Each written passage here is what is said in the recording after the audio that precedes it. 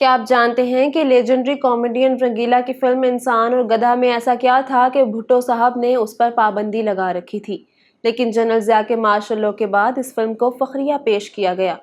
نواز شریف کے والد میاں شریف مرحوم 1970 کے جنرل الیکشن میں بھٹو صاحب کے مخالفین کو قیمے والے نان کیوں کھلایا کرتے تھے؟ کیا یہ سچ ہے کہ جنرل محمد ضیاء الحق مسٹر بھٹو کی خوشامد کرتے ہوئے اپنے رومال سے ان کے بوٹ چمکایا کرتے؟ بھٹو کو سولی پر چڑھانے والے جسٹس نسیم حسن شاہ اور مولوی مشتاق حسین سے قدرت نے کتنا بھیانک انتقام لیا؟ خوبصورت بنگالی خاتون حسنہ شیخ اور مسٹر بھٹو کے اسکینڈل کی سچائی کیا تھی؟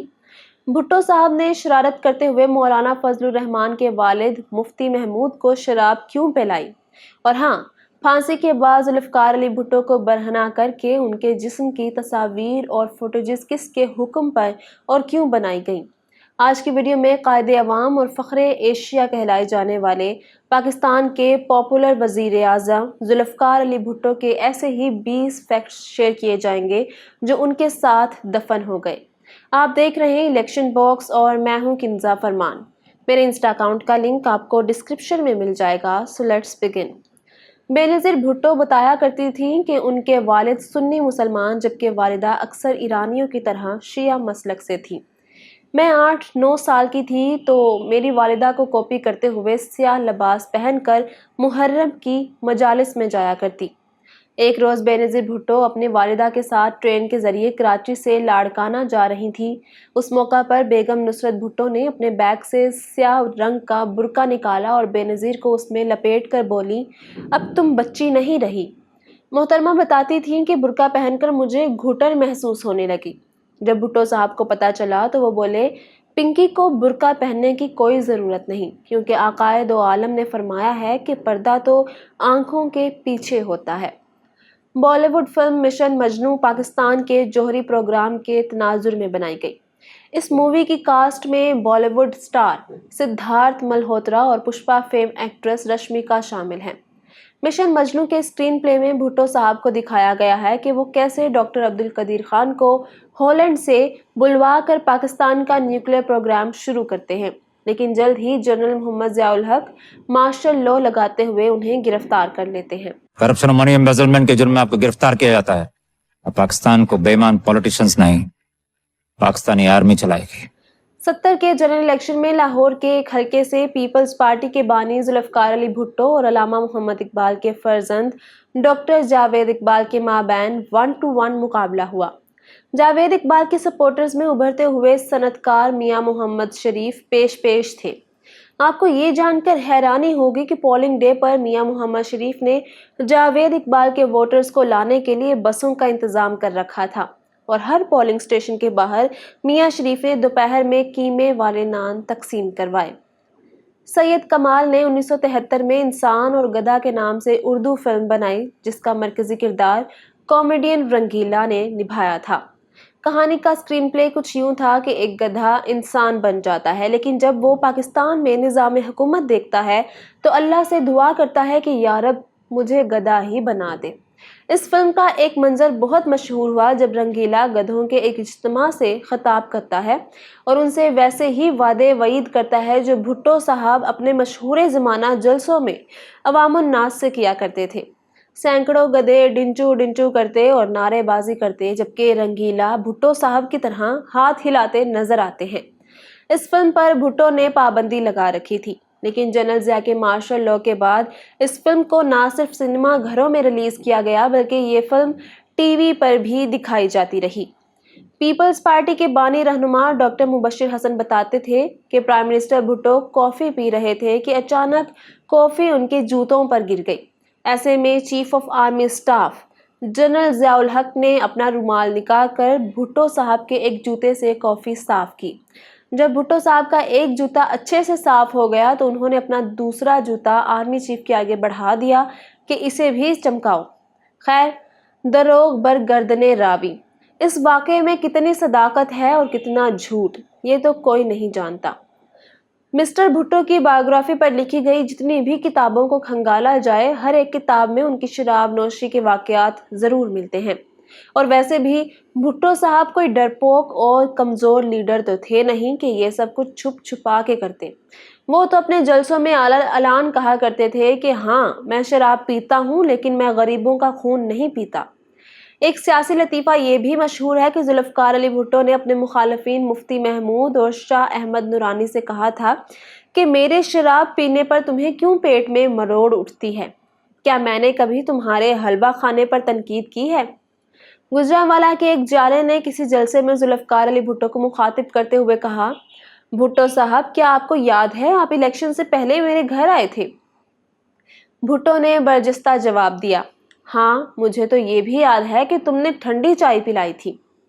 ماضی کی خوبصورت بنگالی خاتون حسنہ شیخ اور بھٹو صاحب کا سکینڈل ہمارے پرنٹ میڈیا کی زینت بنا رہا۔ نجم سیٹھی کے فرائیڈے ٹائمز کے ایک آرٹیکل کے مطابق غلام مصطفیٰ گھر مسٹر بھٹو کو کراچی باتھ آئی لینڈ میں حسنہ شیخ کے اپارٹمنٹ پر لے جاتے تھے۔ شہباز شریف کی اہلیہ بیگم تہمینہ درانی کی کتاب مائی فیوڈل لارڈ کے مطابق 27 سالہ حسنہ شیخ ذوالفقار علی بھٹو سے اس قدر اریٹیٹ ہو چکی تھی کہ وہ بھٹو کی شکل دیکھتے ہی زور سے دروازہ بند کر دیتی۔ انہوں نے ذوالفقار علی بھٹو کو کھلے الفاظ میں بتا دیا کہ اب وہ اس وقت تک نہیں ملیں گی جب تک وہ ان سے شادی نہیں کر لیتے۔ سال 1977 میں پاکستان میں عام انتخابات ہوئے جس میں بھٹو صاحب کی پیپلز پارٹی اور PNA پاکستان نیشنل الائنس ایک دوسرے کے مد مقابل تھی۔ PNA کا انتخابی نشان حل تھا، اس لیے ان دنوں میں بھٹو مخالفین یہ نعرہ لگاتے تھے، گنجے کے سر پر حل چلے گا، گنجا سر کے بل چلے گا۔ تو دوسری طرف پیپلز پارٹی کے جالوں کا یہ نعرہ مقبول تھا، 100 یہودی ایک مودودی۔ ذوالفقار علی بھٹو کے وزیر خزانہ ڈاکٹر مبشر حسن بتاتے تھے کہ مفتی محمود مذاکرات کے لیے آتے تو بھٹو صاحب نے تاکید کی تھی کہ ان کی کوک میں تھوڑی سی وسکی ڈال دیا کرو۔ ایک دن بھٹو صاحب نے منع کر دیا کہ آج کوک میں وسکی نہ ڈالنا۔ ملاقات کے بعد مفتی محمود جانے لگے تو بھٹو صاحب کو کہنے لگے کہ آج کوک کا مزہ نہیں آیا۔ بے نظیر بھٹو اپنی کتاب میں ایک مزاحیہ واقعہ لکھتی ہیں۔ بلوچستان میں ایک شخص نے ذوالفقار علی بھٹو کو روک کر غصے سے کہا، تم نے یہاں سڑک کیوں بنوا دی ہے؟ میرا گدھا اس سڑک پر چلتے چلتے پھسل جاتا ہے۔ بھٹو صاحب نے اس کسان کو تسلی دی، ٹینشن مت لو، میں تمہیں ایسا گدھا لے کر دوں گا جو 3 گنا زیادہ تیز رفتار سے دوڑے گا اور پھسلے گا بھی نہیں۔ اگلے ہفتے میرے والد نے اس کسان کے لیے جیپ بھجوا دی۔ سقوط ڈھاکہ کے بعد ذوالفقار علی بھٹو نے پاکستان کو ناقابل تسخیر بنانے کے لیے ضروری سمجھا کہ ایٹمی طاقت حاصل کی جائے۔ ایک روز انہیں ڈاکٹر عبدالقدیر خان نے یقین دلایا کہ ہم بہت جلد نیوکلیئر اسٹیٹ بن جائیں گے تو مسٹر بھٹو جذباتی انداز میں میز پر ہاتھ مارتے ہوئے بولے، I will see the Hindu bastards now۔ Zulfiqar Ali Bhutto کو پھانسی کی سزا ہو چکی تھی۔ انہیں رات کے 2 بجے کوٹ لکھپت جیل لاہور سے راولپنڈی منتقل کیا جا رہا تھا۔ بھٹو اپنی بیرک سے باہر آئے، اب انہیں جیل کے چھوٹے دروازے سے گزر کر باہر آنا تھا۔ جیل کے چھوٹے دروازے سے باہر آنے کے لیے انہیں گردن جھکانا پڑنی تھی۔ اچانک مسٹر بھٹو وہیں پر رک گئے اور فوجی آفیسر سے کہنے لگے، اپنے باپ کے لیے بڑا دروازہ کھولو۔ پھر کچھ دیر بعد بڑا دروازہ کھلا تو بھٹو باہر آئے۔ پھانسی سے 1 رات قبل مسٹر بھٹو نے کہا تھا، مجھے داڑھی بنانے کی اجازت دی جائے، میں مولوی کی طرح اس دنیا سے نہیں جانا چاہتا۔ 4 اپریل 1979 کو رات 2 بجے راولپنڈی کی سینٹرل جیل میں ذوالفقار علی بھٹو کو پھانسی کے لیے لایا گیا۔ مجسٹریٹ نے تارا مسیح جلاد کو لیور کھینچنے کا اشارہ کیا تو اس وقت بھٹو صاحب کے آخری الفاظ تھے، فنش اٹ۔ بھٹو کی پھانسی پر قتیل شفائی نے لکھا تھا، آج بھی صبح تو ہوئی تھی مگر آج کا دن بہت ہی کالا تھا۔ بے زبین نے سازش کر کے ایک عظیم شخص مار ڈالا تھا۔ بھٹو صاحب کی جیل کی سیکیورٹی انچارج کرنل رفیع الدین کی کتاب بھٹو کے آخری 323 دن کے مطابق پھانسی کے بعد بھٹو کی لاش ایک فوٹوگرافر کے حوالے کر دی گئی اور پھر وہ فوٹوگرافر لاش کا پاجامہ اتار کر پوشیدہ اعضاء کی تصاویر بناتا رہا۔ یہ سب اس لیے کیا گیا کہ جنرل ضیاء الحق کی ٹیم نے جیل کے عملے کو بتایا تھا کہ ذوالفقار علی بھٹو کی ماں ہندو تھی، جسے بھٹو کے والد نے زبردستی اپنی بیوی بنایا تھا، اور بھٹو صاحب کا اصل نام نتھو رام تھا اور وہ بھی اپنی والدہ کی طرح ہندو تھا۔ اس لیے کنفرم کرنے کے لیے بھٹو صاحب کو بے لباس کر کے تصاویر بنائی گئی۔ جسٹس سید نسیم حسن شاہ کا نام سپریم کورٹ کے لارجر بینچ کے کل 7 میں سے ان 4 ممبرز میں شامل تھا جنہوں نے ذوالفقار علی بھٹو کی پھانسی کے فیصلے کو پہلی اپیل اور پھر نظر ثانی کی اپیل دونوں میں برقرار رکھا۔ آپ نے وہ کہاوت ضرور سنی ہوگی کہ جج خود نہیں بولتے، ان کے فیصلے بولتے ہیں، لیکن یہ کہاوت تب الٹ ہو گئی جب بھٹو صاحب کے پھانسی کے کئی برس بعد نسیم حسن شاہ خود بولے اور وہ اپنے فیصلے پر شرمندہ نظر آئے۔ نسیم حسن شاہ اپنی آخری عمر میں نسیان کی بیماری کا شکار ہوئے اور انہیں کچھ بھی یاد نہیں رہتا تھا۔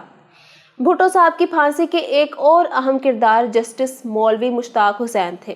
اہلیان لاہور گواہ ہیں کہ مولوی مشتاق حسین کے جنازے پر شہد کی مکھیوں نے حملہ کر دیا۔ جنازے میں شریک لوگ خود کو بچاتے ہوئے بھاگ نکلے اور مولوی مشتاق کی میت سڑک پر لاوارث پڑی رہی۔ ایسا بھی بتایا جاتا ہے کہ بھگدڑ مچنے سے 4 لوگوں کی موت بھی ہو گئی تھی۔